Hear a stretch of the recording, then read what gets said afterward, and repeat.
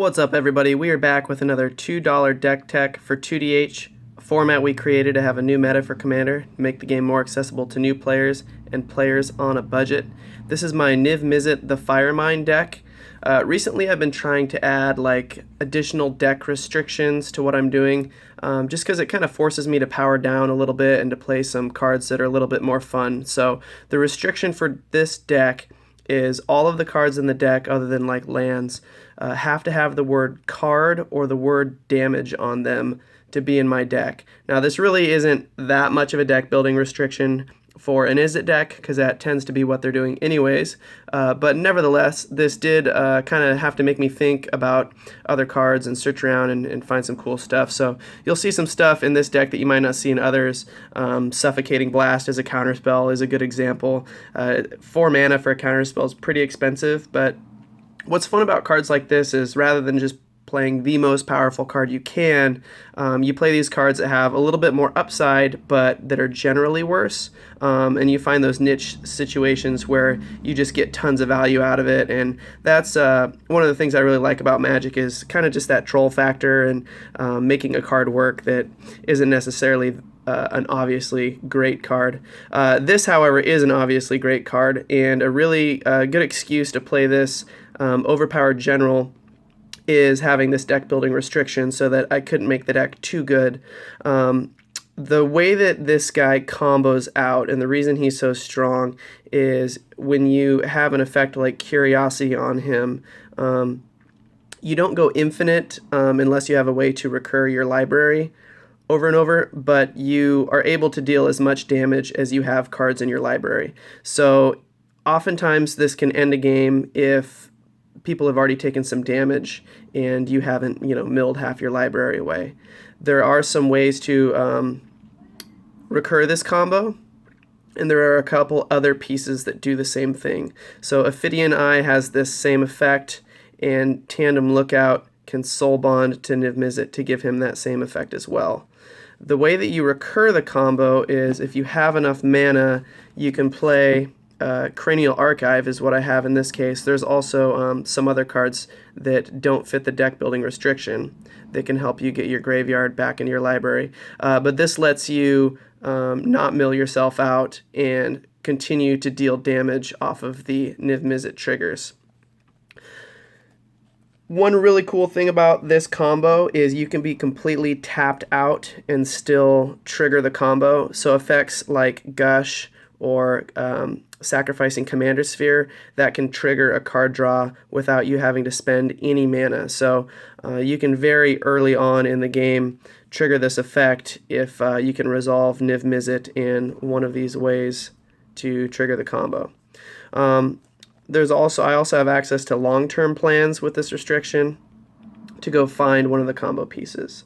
That isn't all that we're doing with the deck. It would be pretty boring if that was all we were doing. That is the main path to victory and the thing that your opponents have to be most concerned with. But the rest of the deck is going to be a lot of cards and a lot of damage and hopefully a lot of fun for you. Recently they printed this Fevered Visions card.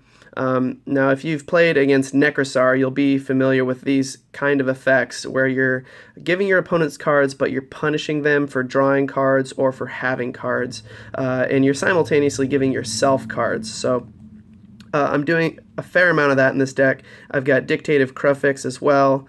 I've got some of these wheel effects with Windfall and Incendiary Command and Molten Psyche. And then I'm trying to just deal as much direct damage to my opponents as I can. One of my favorite ways to win a game of Magic is to deal, 15 to 30 separate instances of damage to take someone's life from 40 to 0 over the course of a game. And cards like Sphinx Bone Wand and Haunted of Infinite Rage help you do that. They also help you control the creatures that are attacking you, threatening you, giving your opponents utility, or just otherwise being useful or annoying. There's 2 uses for this card, and I didn't know that this card existed until I was searching for cards that had the word card and damage both in the Oracle text. And this is it's kind of a really nice instant speed divination that you have to take a couple damage for, or in the later game, in conjunction with a wheel effect, you can use it to punish your opponent for drawing too many cards. It's also really funny if there's like a Notion Thief that someone has in play. Instead of just killing it, you can let them draw a whole bunch of cards and then punish them with this effect. Now, all these damage effects, they don't seem very good on their own, but when your entire deck is doing that, and generally there's some of that happening anyways in your Commander game, you can finish games out with these kind of things and have a lot of fun.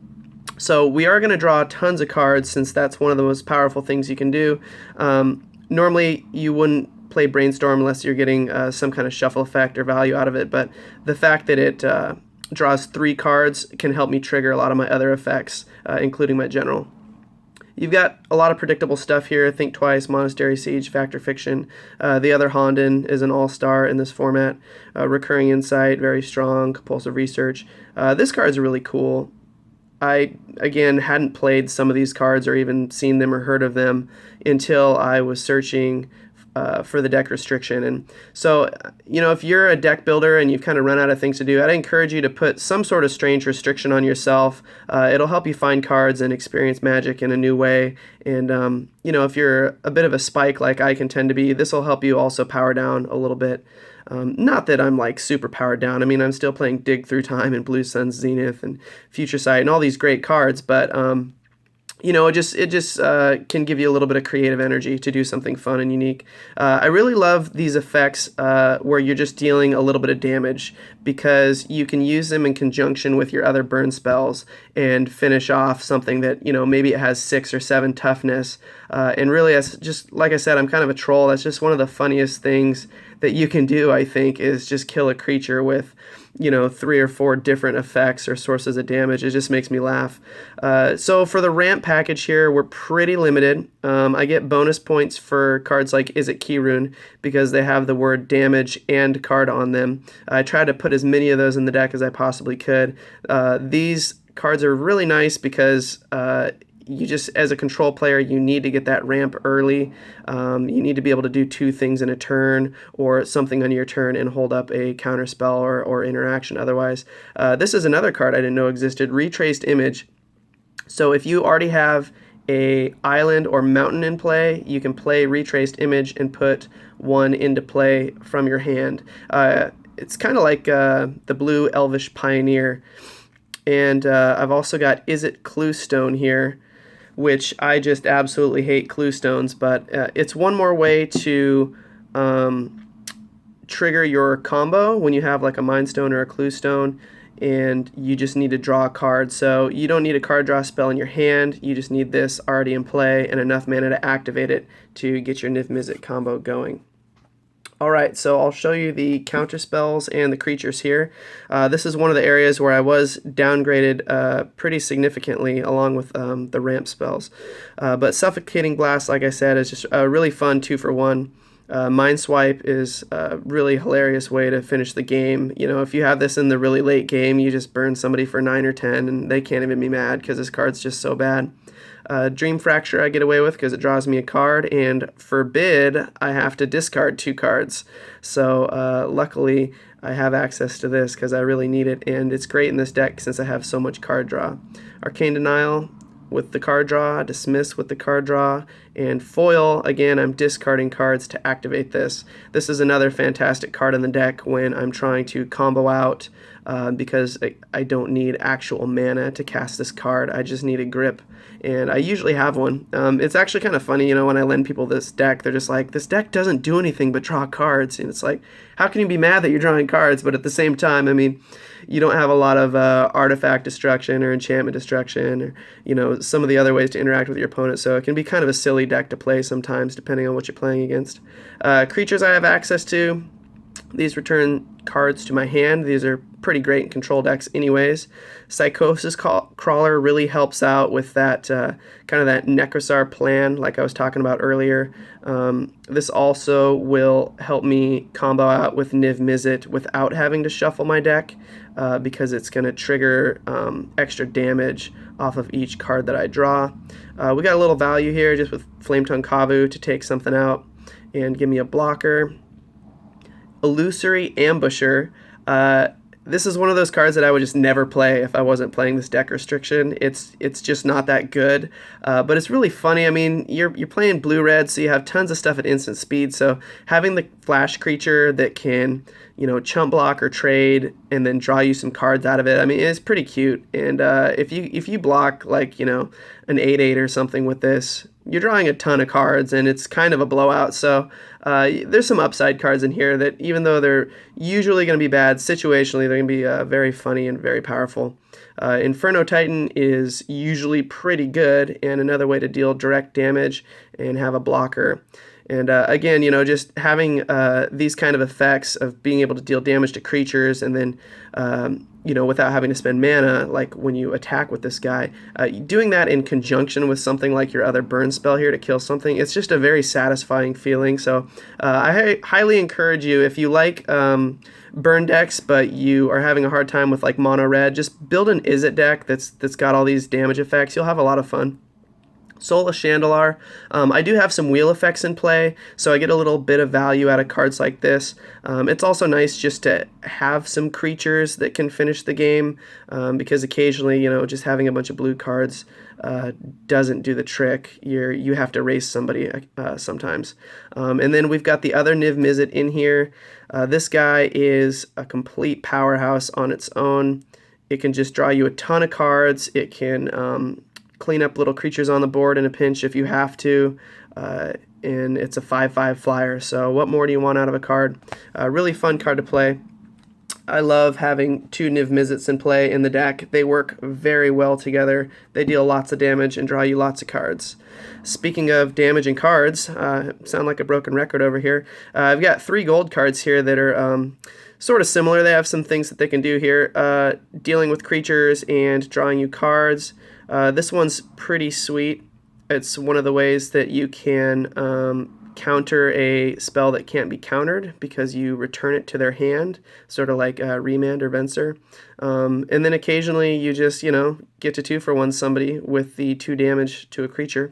Prophetic Bolt, I mean, what more do you want for 5 mana? Magma Jet gives you a little scry. This is a new one, and again, this gets better with the wheel effects that I have. So 3 mana for 2 damage isn't a great rate, but your opponent's forgetting about this, or you just getting this in your graveyard for free and being able to copy a spell later in the game for 3 mana, really strong. So I love the card advantage on this. If you can cast it for 3 and kill something important in the early game, more power to you, but really this effect here on the bottom is what it's all about. Burst Lightning, just a nice, early game, late game utility card. And then Fall of the Titans. Oh my goodness, this card is awesome. 2-for-1ing people, burning people out. The surge cost on this is so cheap.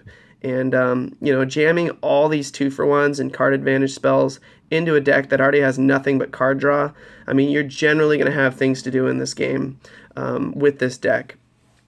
Turn Burn, a great way to kind of answer those unanswerable problems. I really love split cards, so I'm happy to play this.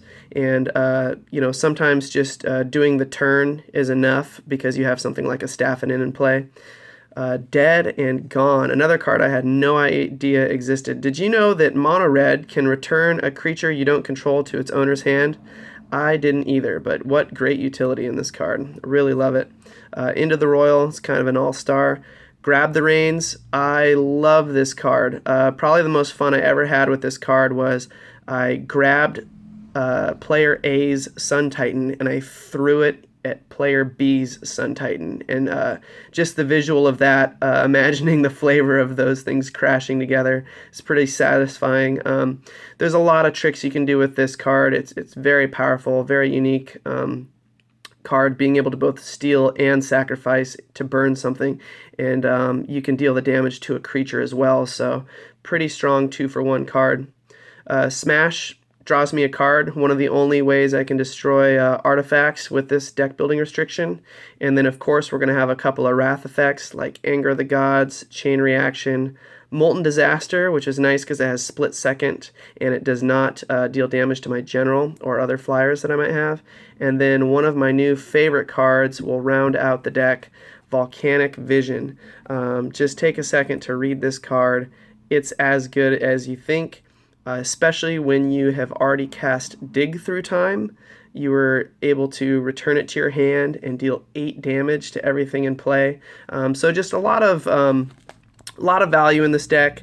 It is narrow in the sense that most of its removal and interaction is based around damage and or counterspells. So you are losing tempo some of the time, and you do have certain things that you can't race. But in general, the deck turned out very strong, a lot stronger than I thought, considering that I did put this restriction on. If you are interested in 2DH, you can check out the links below. I've got the full deck list, and I also have a link to our Facebook group. Right now, we're mostly local to Seattle. We play at Card Kingdom every Thursday, and I've got a whole bunch more deck techs on the channel and a bunch more on the way. I'll try to do one once a month. Thanks for watching, guys.